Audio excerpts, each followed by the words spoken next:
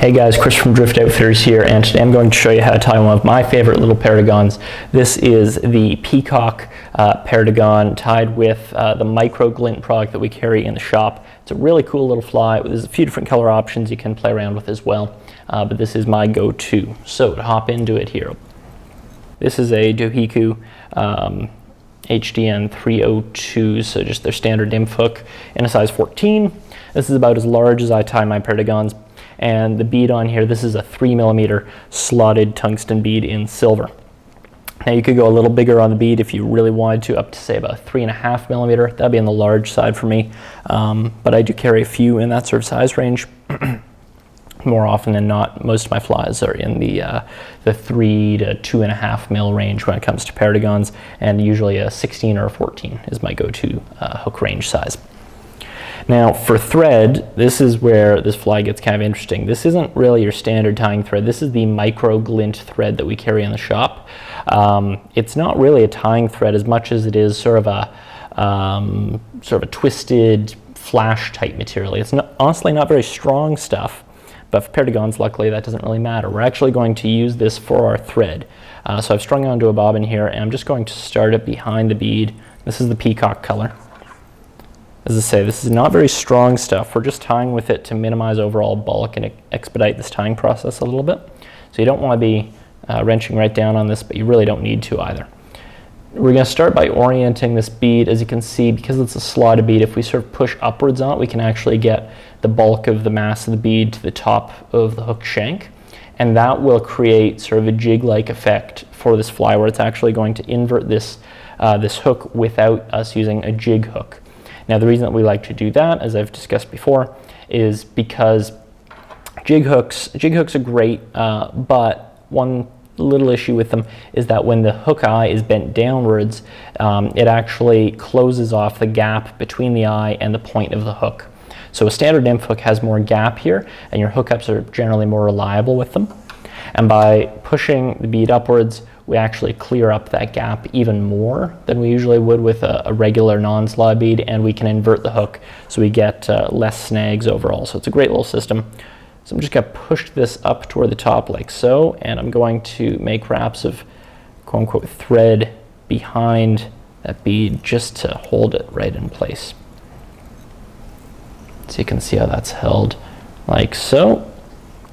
And then I'm just going to take wraps of this tinsel back toward the bend. I'm really trying to keep a very slim profile here, so I built up my thread a little bit behind the bead just to hold that in place, but otherwise I'm going to try and keep this really thin.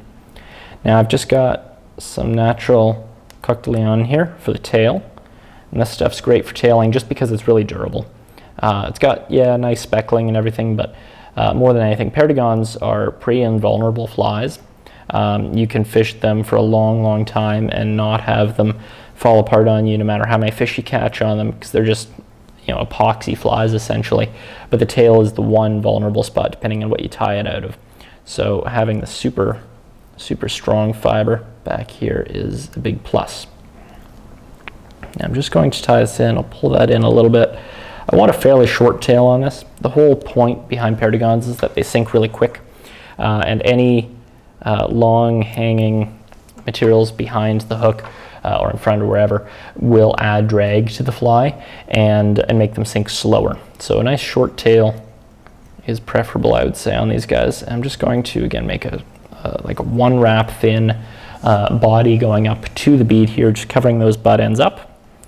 And then when we get up to sort of the thorax area here, I've got, this is just some medium holographic tinsel from Veevus in red.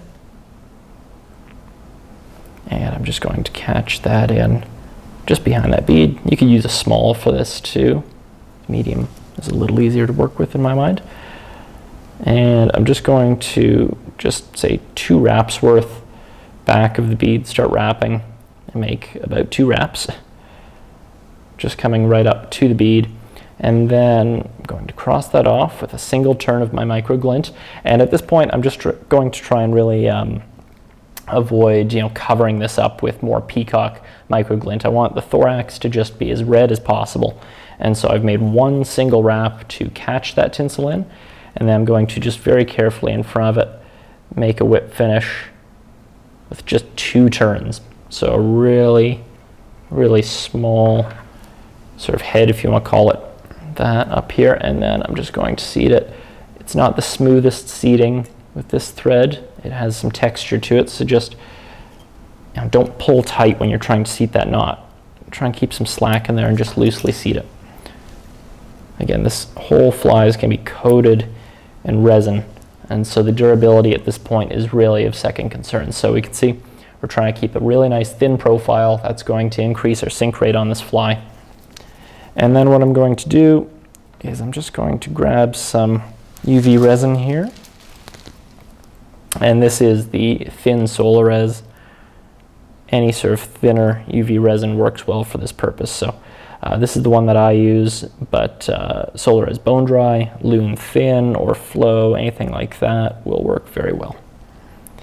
I'm just putting a very thin coat over top of our wraps here, trying not to overdo it. If I have a little excess, a little more than I need to cover things up, I'll actually remove a bit. Just putting on a thin coat. I'll hit that with our light.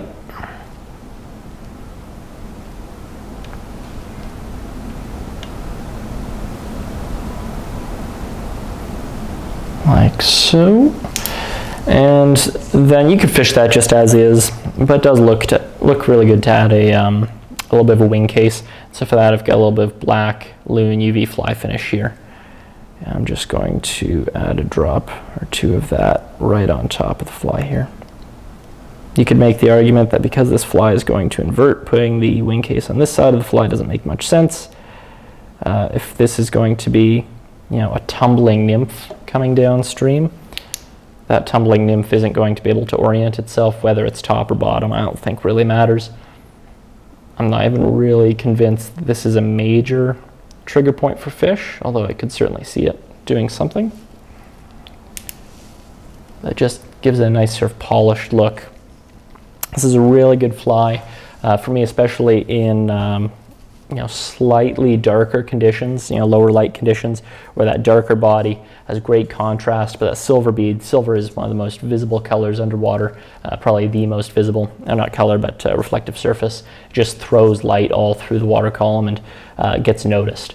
So this is a really great fly for me. Highly encourage you to give it a shot.